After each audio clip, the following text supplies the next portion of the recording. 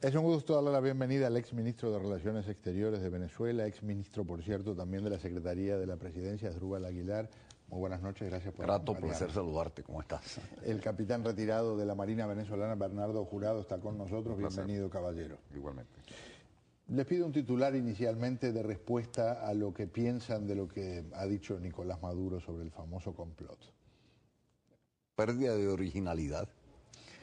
¿Qué me dice usted de titular? Bueno, no solamente lo digo yo, lo dice Victoria Nuland, la vocera del Departamento de Estado de los Estados Unidos. Todo esto que dice este caballero, caballero le queda grande, este señor, este individuo que ahora mismo es el encargado de la presidencia, pues no se ha recibido oficialmente. Una de las cosas que dijo y que lo escuchamos ahora mismo todos, dice, tenemos informaciones muy certeras de que esto va a ocurrir. Pues lo que se espera de un gobierno medianamente serio es que pase el documento y la información para evitar el desastre, para evitar el magnicidio, si esto se diera. Dijo que iba a decir algo responsablemente el señor Maduro y sale con estas cosas alucinantes. Este es el tono, desgraciadamente, de lo que está ocurriendo. No, lo lamentable es que es una suerte de artista con teleprompter, ¿no? Su incapacidad para poder expresarse, su incapacidad para poder generar ideas, su incapacidad para razonar, lo lleva fundamentalmente a repetir un guión ya conocido en América Latina, practicado en Venezuela, que lo inaugura, por cierto, bajo dictado de la escuela cubana Hugo Chávez Frías, cuando en 1998 hace su primera salida en público en un mitin en Barquisimeto y dicen me van a asesinar.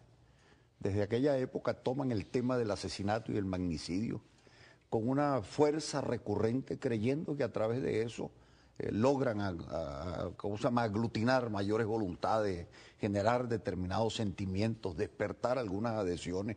Pero la verdad es que yo lo escucho y lo que me causa es gracia, me provoca hilaridad, ¿no? Vamos a ver qué le causa a uno de los acusados del complot. Está con nosotros desde Washington el embajador Otto Reich. Bienvenido, ¿cómo le va? Todavía no está el contacto. Muy bien, en un instante lo vamos a establecer. No se ha podido todavía. No se preocupen, volvemos enseguida. Cuando estamos hablando de lo que plantea Nicolás Maduro, llegamos a la conclusión de que es más peligroso quien quiere hacerse más gracioso que el maestro que tuvo. Bueno, fíjate tú, hay dos maneras de ver las cosas, ¿no? En primer lugar, Nicolás Maduro no puede heredar el liderazgo de Hugo Chávez, que era innegable, tenía un liderazgo interesante en una parte de la población venezolana. Y en otro orden de ideas, esta campaña, Asdrúbal, se ha basado en una suerte repetitiva de aquella historia de Felipe el Hermoso y Juana la Loca, siendo Juana la Loca la que pasea el cadáver de Felipe el Hermoso por toda España. Esto es lo que ha hecho, es una campaña basada en la necrofilia, en el occiso, basada en el desaparecido.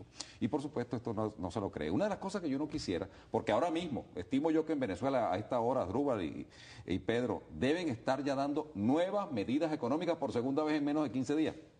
Nuevas medidas económicas en una Venezuela que ya está ahogada y que hoy tiene el precio de petróleo en $102 y yo no creo que suba más de eso, no creo que suba más de 105 con muchísima suerte. Una Venezuela que está técnicamente quebrada y una de las cosas que yo no quisiera es ver a un Nicolás Maduro como presidente realmente de un país que él no va a poder manejar, porque es inmanejable a partir de este momento. Mientras tanto, la oposición dando la batalla con todas las limitaciones que significa que se enfrenta a un monstruoso aparato gubernamental.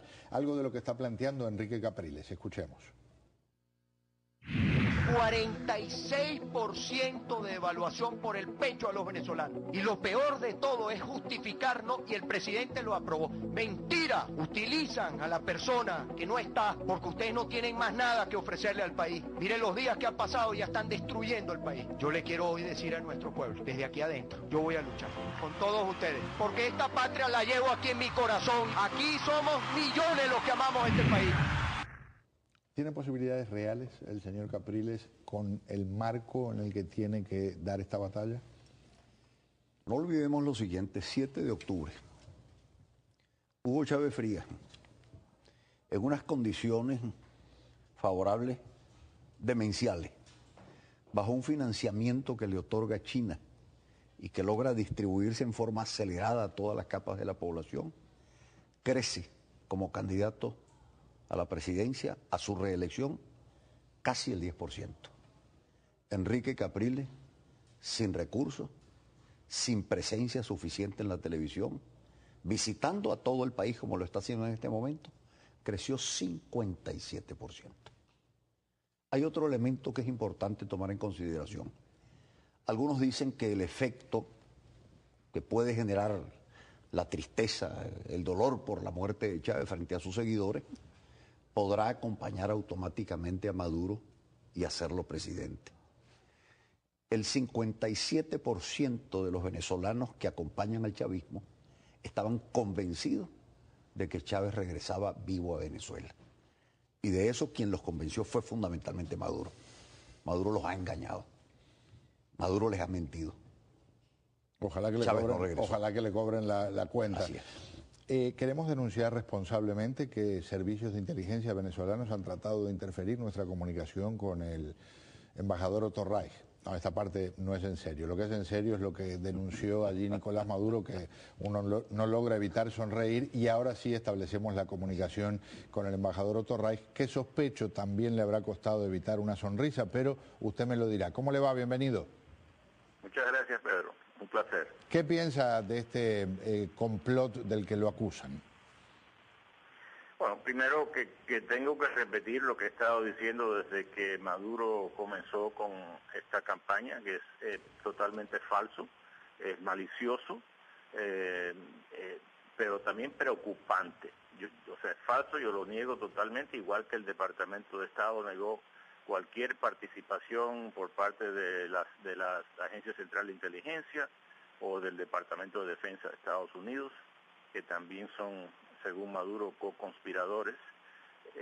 Pero lo que me preocupa es que esto es obviamente una cortina de humo. Como es una cosa tan falsa, una mentira, como decía Joseph Goebbels, el ministro de propaganda de Hitler, la gran mentira, que él quiere que sea repetida muchísimas veces para que alguna gente se la crea.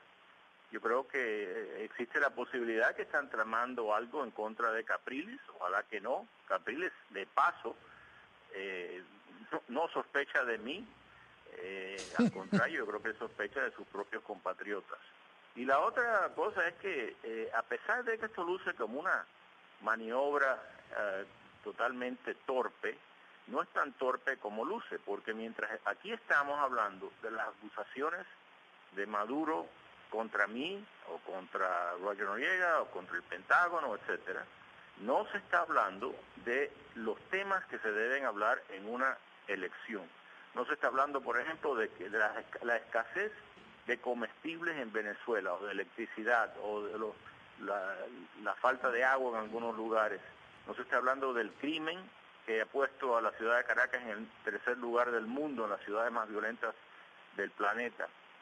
No se está hablando de la corrupción masiva de los boliburgueses y los bolichicos que se han hecho billonarios por contratos del gobierno de Venezuela, que al mismo tiempo le han dado cientos de millones de dólares a los generales, a los ministros y a otros funcionarios del gobierno de Venezuela. O sea, no se está hablando de los temas que se deben de discutir en una elección democrática. Y por cierto, hay algo de lo que usted menciona que me gustaría profundizar, que significa también cómo no importa si se tiene dinero o no, porque Fidel Castro, por ejemplo, arruinó a Cuba con el mecanismo de planificación centralizada y sus delirios, pero muchos dicen, bueno, estaba mantenido con subsidios de la Unión Soviética, había pocos recursos naturales, le echan la culpa a Estados Unidos. ¿A quién le pueden echar la culpa en Venezuela si han desperdiciado decenas y decenas y decenas de miles de millones de dólares? Y nos encontramos con la gente que oye gritar pollo en un supermercado y sale despavorida a disputarse aunque sea una alita. Así es. Por ejemplo, en una de las cosas que no se discute, pero que es relacionado a lo que acabas de mencionar, Venezuela le regala a Cuba 120,000 barriles de petróleo al día, según los cálculos del Departamento de Estado. 120,000 al día. Los ingresos de Venezuela en los últimos 14 años, por el alto valor del petróleo, sobrepasan a los un trillón en términos americanos, que son 1.000 billones americanos. O sea, 1.000 veces 1.000 millones. Más dinero que entró en Venezuela en cálculos así muy modo grosso, en los primeros 180 años de independencia de Venezuela. Un despilfarro de dinero increíble bajo estos chavistas. Un gusto tenerlo con nosotros, embajador. Gracias por su cortesía. Con mucho gusto. Ex-subsecretario de Estado. A sus otros huéspedes. Muy amable. Ex-subsecretario de Estado para Asuntos Latinoamericanos, el embajador Otto Reich, aquí en esta edición de A Mano Limpia. Capitán, su pronóstico de en qué dirección le parece realista se den las cosas en estas próximas semanas. Bueno, eso es una pregunta que tiene varias respuestas, pero en primer lugar quiero darte una primicia. El día de hoy hay un grupo clandestino que todos los venezolanos conocemos, aunque es clandestino y de alguna forma ilegal, que son los comacates, Asdrúbal. Los comacates, esa es una abreviatura que se llaman comandantes, capitanes, mayores, tenientes, comacates, que acaban de pronunciarse con una carta que la leyó mi buen amigo y colega Iván Ballesteros en su programa de radio, solicitando en primer lugar, cosa que me parece lícita y por supuesto también elegante, la destitución del actual ministro de la Defensa y también que vuelva el hilo constitucional, porque como todos ustedes saben, y no me cansaré de repetirlo, y aquí está uno de los más insignes abogados de mi país, la situación de Nicolás Maduro es totalmente ilegal en este actual momento. Pero volviendo a tu pregunta, en Venezuela no vienen tiempos felices. No vienen tiempos felices en primer lugar por la situación de violencia desatada que viene y por supuesto la quiebra técnica del país. Mi país está quebrado, técnicamente quebrado. Y por supuesto aquí la gente está, como decía bien Otto Reich, que es mi amigo al que le mando mi saludo, la gente está pasando hambre, por primera vez, o no por primera vez, pero se han visto, nunca se había visto tanta falta de todo, falta hasta la pasta de diente ahora mismo en el país. Redondeo con usted, ¿qué me dice en términos de su visión del futuro cercano? Mira, yo soy un militante de la esperanza, un militante contumaz. Cualquiera que haya leído la historia latinoamericana y la historia venezolana se da cuenta de que los periodos políticos y los tiempos políticos tienen ciclos y esos ciclos comienzan y se agotan. Eso de lo cual hablan los griegos, la anaciclosis. Todo nace, todo se desarrolla y todo muere. El periodo generacional del experimento Chávez ya está muerto en Venezuela. Hay una situación de transición muy dolorosa, muy agoniosa, pero que en definitiva no abre la posibilidad a una continuación de lo que tenemos, salvo que se apele a la vía de la fuerza. Y yo dudo que en Venezuela los venezolanos puedan realmente digerir esa posibilidad porque no la lograron digerir ni siquiera con el propio Hugo Chávez Frías, que en medio de todas las tropelías, de todas las violaciones en que incurrió desde el punto de vista constitucional, trataba siempre de caminar por el filo de la navaja. Hay un escenario de violencia, son 20.000 homicidios al año. Dice Otto Reich, es cierto que hay temas que no se están discutiendo en la campaña, pero que no necesitan discutirse porque los está padeciendo ya de manera directa todos y cada uno de los venezolanos.